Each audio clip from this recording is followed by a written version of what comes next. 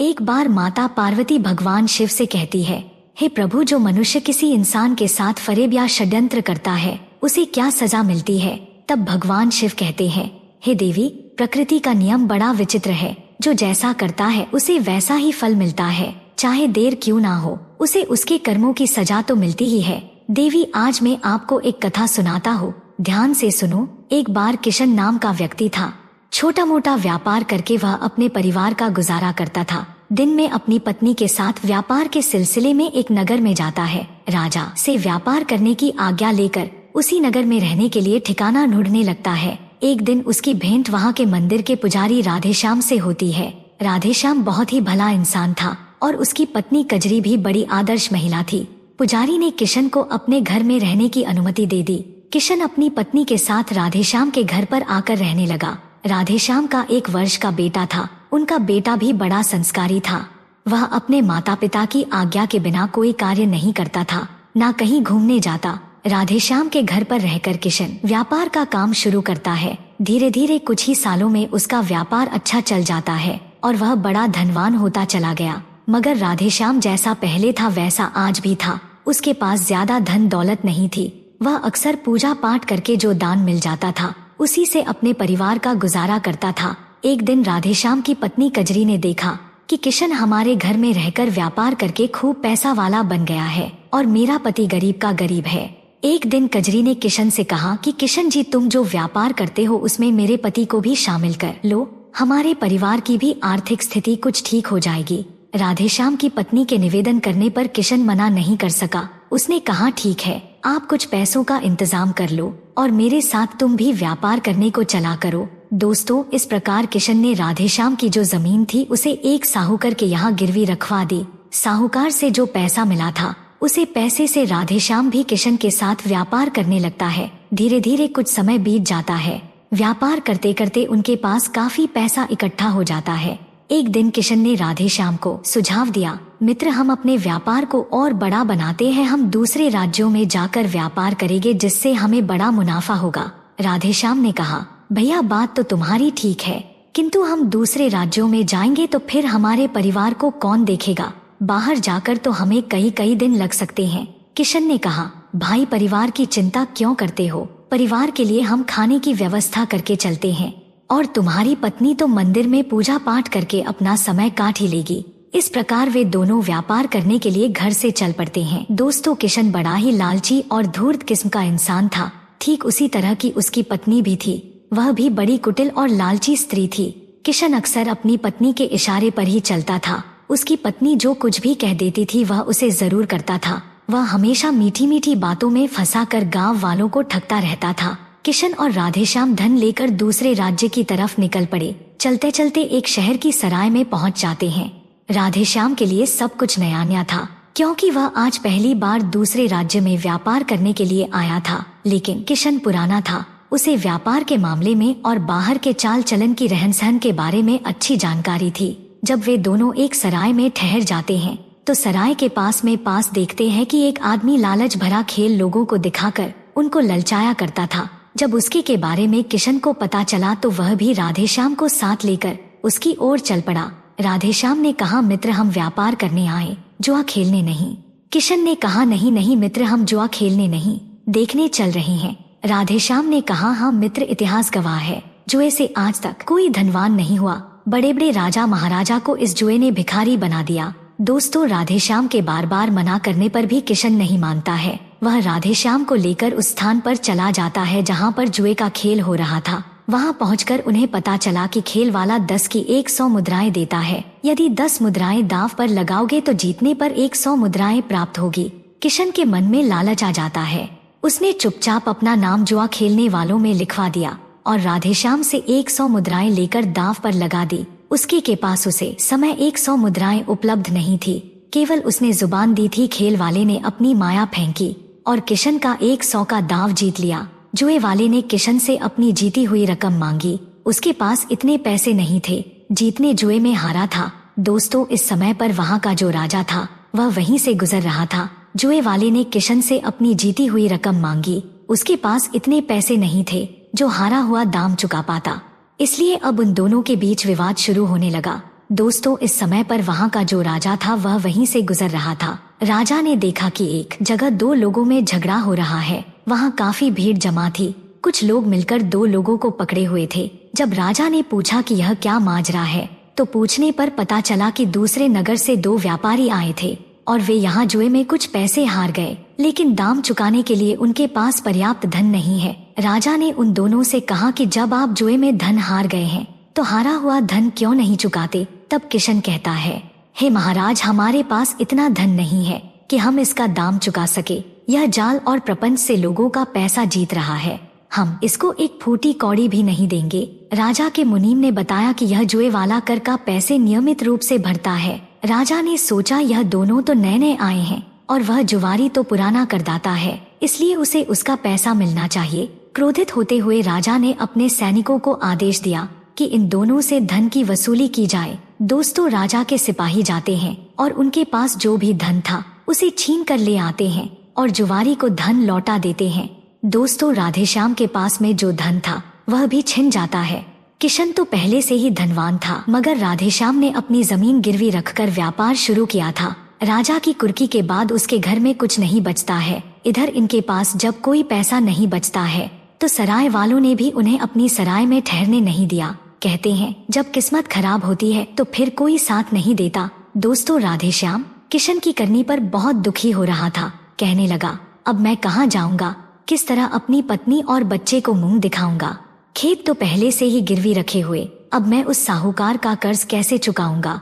दोस्तों, किशन बहुत चालक था। वह जुए में राधेश्याम का पैसा ही हारा था। जुआ तो खेला किशन ने, पर पैसा चला गया राधेश्याम का। किशन ने कहा, देखो मित्र, अब ज्यादा सोच विचार मत करो, जो हुआ सो हो गया। अब तुम और तुम्हारी पत्नी मेरे साथ रहकर जीवन यापन कर लो। तुम्हारा जो भी खर्च होगा मैं उठाऊंगा। दोस्तों, किशन की बातें सुनकर राधेश्याम को उस पर बड़ा गुस्सा आता है। राधेश्याम कहता है, वाह भाई, पहले तो मेरा सारा धन जुए में हार गया, अब मुझे अपना नौकर बनाकर रखना चाहता है। मैं तुम्हारा नौकर बनकर नहीं रहूंगा, मुझे तुमसे अपना सारा धन वापस चाहिए। चलो, मैं गांव में महाराज जी से इस बात की शिकायत करूंगा। दोस्तों, किशन को ऐसा लगा कि राधेश्याम महाराज जी से शिकायत करके मुझे गांव से निकाल देगा, फिर मैं कहाँ जाऊंगा, मेरा तो कोई घर भी नहीं है। काफी सोच विचार के बाद किशन के मन में राधेश्याम को लेकर गलत विचार उत्पन्न होने लगते हैं। दोस्तों, उस समय रात का समय था। दोनों सुनसान रास्ते से अपने घर लौट रहे थे। किशन ने सोचा, क्यों ना मैं राधेश्याम को यही रास्ते में मार डालूं, तो मेरी राह का कांटा निकल जाएगा। यही सोचकर किशन ने रास्ते में गले में एक रस्सी का फंदा डालकर उसकी गर्दन को जकड़ लिया। दोस्तों, राधेश्याम के गले में रस्सी कसने से उसकी मृत्यु हो जाती है। किशन ने राधेश्याम के मृत शरीर को एक नदी के प्रवाह में बहा दिया। राधेश्याम की हत्या करने के बाद किशन घर लौट आता है। किशन को अकेले आया देखकर राधेश्याम की पत्नी पूछती है, भैया, मेरा पति कहाँ रह गया? वह तो आपके साथ व्यापार करने गया था ना। तब किशन रोते रोते बनावटी बातें उसकी पत्नी को सुनाता है कि हमें लुट गया, मेरा धन भी छिन गया और मेरा मित्र भी चला गया। रास्ते में मुझे डाकुओं ने घेर कर सारा धन छीन लिया और मेरे मित्र को मार कर नदी में बहा दिया। दोस्तों, यह खबर सुनकर कजरी मूर्छित होकर जमीन पर गिर जाती है। किशन की बनावटी बातों ने गांव वालों को विश्वास दिला दिया। गांव वालों ने भी सोचा कि सच में चोरों ने राधेश्याम को मारकर उसका धन लूट लिया होगा। दोस्तों, धीरे धीरे समय गुजरता है। राधेश्याम की पत्नी अपने बच्चों को साथ लेकर विधवा बनकर अपना जीवन गुजार रही थी। इधर किशन धीरे धीरे राधेश्याम के घर पर अपना कब्जा कर लेता है। साथ ही उसके बेटे को और उसकी स्त्री को अपने घर का नौकर और नौकरानी बना लेता है। उसके साथ गुलामों जैसा बर्ताव करता है। घर का सारा काम उन्हें दोनों से करता था और उन्हें सिर्फ एक ही समय भोजन दिया जाता था। धीरे धीरे किशन गांव का सबसे धनी व्यापारी बन गया। अब तो उसके खिलाफ कोई बोलता भी नहीं था। एक दिन राधेश्याम की विधवा पत्नी और उसका पुत्र मंदिर में पूजा कर रहे थे। तभी किशन की पत्नी उनका पीछा करती हुई मंदिर में जा पहुंची। किशन की पत्नी उन दोनों पर पैनी नजर रखती थी। उसे डर था कि यह दोनों कहीं भाग न जाए। दोस्तों, किशन की पत्नी गई तो थी उन दोनों को देखने, लेकिन वहाँ पर उसे कुछ और ही दिख गया। उसने देखा कि मंदिर में भगवान महादेव के सिर पर रत्न जड़ित मुकुट रखे हुए हैं और वह भी बहुत कीमती है। मंदिर में तमाम सोना चांदी देखकर उसकी आंखें चमक उठती है। उसके मन में एकदम लालच भर आता है और वह भी बहुत कीमती है। मंदिर में तमाम सोना चांदी देखकर उसकी आंखें चमक उठती है। उसके मन में एकदम लालच भर आता है। वह तुरंत उल्टे पांव लौट पड़ी और घर आकर अपने पति को सारी बात बताती है कि तुम धन के लिए देश विदेश में भटकते रहते हो। अपने यहाँ के मंदिर में इतना सोना चांदी है कि एक बार मिल गया तो जीवन आराम से कट जाएगा। क्यों ना हम उसे मंदिर से वह सारा धन चुरा लेते हैं और धन की चोरी का आरोप राधेश्याम की पत्नी के सिर पर डाल देंगे, क्योंकि वह रोजाना सुबह शाम मंदिर में पूजा करने जाती है।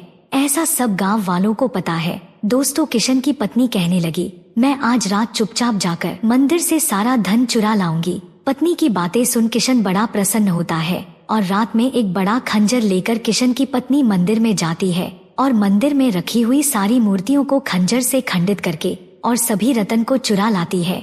जिस खंजर से मूर्तियों को खंडित किया गया था, उस खंजर को और कुछ हीरे जवाहरात को लाकर वह स्त्री राधेश्याम की पत्नी के कमरे में रख जाती है।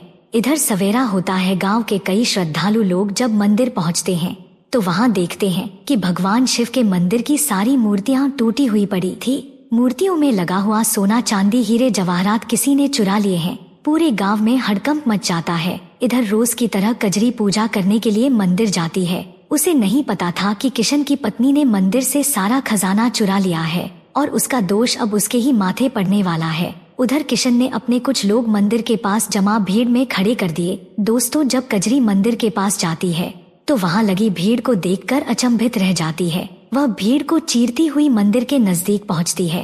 तब तक किशन का जो आदमी वहां खड़ा था वह कहने लगा, अरे भाई देखो, यह पुजारी ना गई। रोज सुबह शाम यही मंदिर में पूजा करने आती है। जरूर यह मूर्तियां इसी ने तोड़ी है और मंदिर का सारा खजाना इसी औरत ने चुराया होगा। दोस्तों, भीड़ में किशन और किशन की पत्नी भी खड़े थे। वह तो इसी मौके की तलाश में थे और वही हुआ। किशन के लोग जब इस प्रकार की बातें करने लगे तो उनकी बातें सुनकर गांव के लोग कहने लगे, हाँ भाई, तुम ठीक कह रहे हो सकता है इसी स्त्री ने मंदिर का खजाना चुराया। एक कहने लगा, हाँ भाई, आधी रात के समय मैं एक स्त्री को इस मंदिर से निकलते हुए देखा था।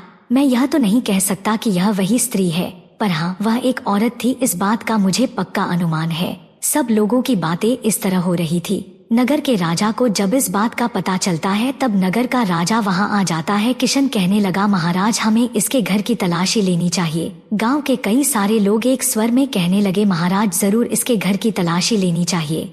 दोस्तों, अब क्या था, महाराज भी सब लोगों की बात से सहमत हो जाता है। महाराज ने कहा, यदि आप लोग कह रहे हैं कि रात में घूमने जाती है तो यह बात विचार करने योग्य है। भला एक विधवा स्त्री को रात में घूमने की क्या पड़ी है? या तो वह किसी से मिलने जाती है या फिर कहीं चोरी करने जाती है।